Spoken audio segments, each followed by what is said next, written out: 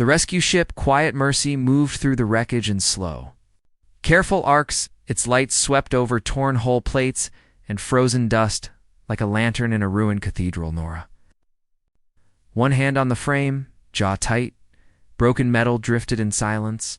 A child's toy spun between shattered beams, then vanished into shadow. 4 days ago, this was the Kashari refugee ship Dawn Chorus. Now it was wreckage, burn marks, and silence. Nora, said the ship AI in her ear. Possible life sign? Weak. Section C9. In her habitation ring, she turned fast. Human. Unknown. Small mass signature. Nora was already moving. She ran down the corridor, grabbed her helmet, and locked it on. Mag seals hissed. The suit warmed her body, but not her chest. Patch my route. Uploading now. Sanan is unstable. Pirate breach marks confirmed. No power. No heat. Nora keyed the airlock. Then we move now. The hatch opened, and black space swallowed her. Space always felt honest to Nora. No noise, no lies, only distance, motion. In consequence, her thrusters fired in short bursts as she crossed the gap between Quiet Mercy and the broken body of Dawn Chorus. The refugee ship had once been beautiful. Bronze curves, ceremonial markings. Kashari script along the ring, now half of it, was ripped open. Pirates had cut through civilian decks for cargo and passengers. They took what they could sell. Nora had seen it. Before, she never got used to what came after. She slipped through a torn maintenance seam and entered the dark interior. Her helmet light caught drifting insulation and frozen water beads. Floating like stars in a tomb, the corridor walls were claw-marked. Not panic marks. Defense marks. Kashari adults were tall. Lion-built, bronze-furred, known for music, art, and honor. Their cubs were all ears, all eyes, and too much feeling in too small bodies. Nora followed the signal deeper into the habitation ring. AI. Keep talking, she murmured. I am always talking, useful talking. 30 meters ahead. Through collapsed partition. Life sign, unstable. Core temperature, likely critical. Nora reached the partition and stopped. A support brace had fallen. Pinning wall panels across a family sleep chamber, she squeezed through the gap and swept, her light across the room. Blankets, broken trunks, a smashed feeding dish in the far corner. Behind a thermal curtain tangled in a broken bunk frame, a small figure flinched from the light. Nora dimmed the beam at once. Hey, she said softly. It's okay. I'm not a pirate. The figure pressed deeper into the corner. He was Kashari, maybe 6 or 7, with oversized paws, a thin chest, and bronze fur dulled by frost and dust. One ear had a small nick. His eyes were wide and golden with fear. His whole body was shaking. Not a small tremor, hard shaking that rattled his teeth. Nora crouched slowly and kept both hands where he could see them. My name's Nora. I came from a rescue ship. I saw your signal. The cub opened his mouth, but no sound came. He swallowed and tried again. Don't come closer. Fear. Raw and immediate. Nora stopped. Okay, I'll stay here. He watched her, breathing fast. One paw gripped the blanket so tightly his claws punched through the fabric. You're safe right now, Nora said. No one else is coming in. Just me. He blinked, wanting to believe her but not knowing how. What is your name? She asked. He stared at the floor. Then he whispered, RAEV. Nora nodded once. Or AEV. Good. I'm glad I found you. His ears flattened. You didn't find me, he muttered. I was hidden. Mama said hide and count breaths and don't answer and don't cry and don't make sound. His breathing hitched. I did it right. I did all of it right. Nora's chest tightened. You did, she said. You did exactly right. Grave looked up, anger inside the fear. Then why didn't she come back? Nora had no good lie for a child. Metal groaned somewhere in the ship. Rave flinched and hit the wall. He wrapped his arms around himself and shook harder. They took everyone, he whispered. I heard them laughing. They opened doors. They dragged people. Mama told them to take her and not me. She said she would come back when it was quiet. He shook his head, trying to throw the memory away. It got quiet. It stayed quiet. I waited and waited. His voice cracked. There's nobody. I called, and nobody answered.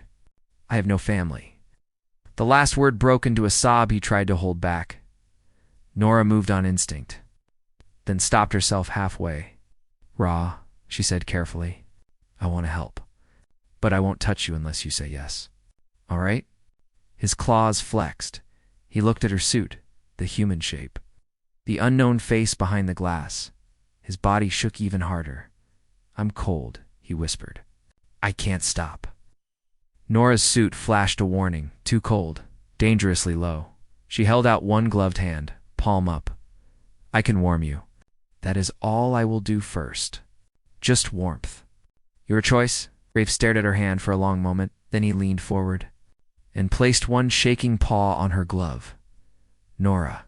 Engaged thermal transfer. The glove warmed gently. Rav gasped. It's warm. Yeah, Nora whispered. I've got you. She moved closer, slowly. Giving him time to pull away, he didn't. When she reached him, she lowered herself and opened her arms. Rave hesitated 1 second, then collapsed into her. He was all bones, fur, and shaking panic the moment she held him. His whole body went rigid. His heart hammered against her suit. It's okay, Nora murmured. Breathe with me. He could not. Not yet. His breaths came fast and sharp. Nora raised the suit heat and played a soft heartbeat tone through her speaker. Steady and slow. In 4-4. She said quietly. Hold out for 4. RAEV made a small choking sound. You don't have to do it perfectly. Just stay here. His claws gripped her suit, not attacking. Okay, only holding on. The tremors kept coming in waves. I have no family, he whispered again. I don't have anyone. Nora closed her eyes for one beat. Then she said the only words that mattered. You have me. Rafe went still, not calm, stunned. Nora kept her voice firm and steady. You hear me? Rave, you have me. I am here. I found you. I am not leaving you in this ship. For a few long seconds, nothing changed. Then his shoulders loosened a little. His claws eased. The shaking was still there, but weaker now, no longer violent, only aftershocks. He pulled back enough to look at her. You're human, he whispered. Humans leave. Humans trade. Humans fight wars for rocks. Nora almost smiled. Yeah, she said. Some do? RAEV searched her face. Then why? Nora thought of another station years ago. Smoke in the vents. Reactor fire. Her little brother under a table. Shaking so hard he could not stand, a dock worker they never saw again. Crawled through fire and pulled them. Out. Why? Because someone had to. Nora looked back at Rav. Because you are a cub, she said softly. Because you are hurt, scared, and alone. That is enough. Humans are strange. We make family where we find it. REEV's ears twitched. Kashari are not your kind. Nora tilted her head. Neither were the first cats humans brought home. It did not stop us. We have been adopting trouble since before we reached orbit. Tiny sound left him. Not a laugh. Almost one. Nora held him a little closer. Your people matter, she said. The Kashari taught the core worlds how to store music in crystal harmonics. You come from a brave people, and right now, brave means you've stayed alive. You did what your mother told you. You survived. REV's face crumpled. She said hide and live, he whispered. She said if she couldn't come back, I had to live angry enough for both of us. Nora swallowed hard. Then we honor that, she said. We live, we get warm. we get fed. Later, when you can breathe without shaking, we decide what comes next. Rave looked at her for a long second. Will you really take me? Yes, not just to a station. To my ship first, Nora said. Then wherever home becomes. His eyes narrowed with the serious look grief gives too early. What if I break things? You will. What if I wake up yelling? Probably, what if I'm not good? Nora tightened her hold just enough for him to feel it. You're alive, she said. That is all you have to be tonight. Something in him finally gave way. The shaking did not stop at once. It slowed. Hard shocks became smaller shivers. Then soft tremors. Then only the occasional shudder. Rave sagged against her. Exhausted. Nora stood carefully with him in her arms. He was lighter than he should have been. AI, she said. Prep med bay. Kashari cub. Hypothermia. Dehydration. Trauma response. Already done, the AI replied. Warming cradle active. Nutrient gel compatible. I also sterilized your favorite mug. Why? You will require tea and emotional regulation. Nora let out a small breath that almost became a laugh. She turned toward the corridor. The way out was slow with a child in her arms. She moved one step at a time through bent metal and debris, keeping our AEV clear of every sharp edge. Twice he startled at distant sounds and clutched her tighter. Each time she said the same thing. I've got you. The hull breach, the stars opened around them.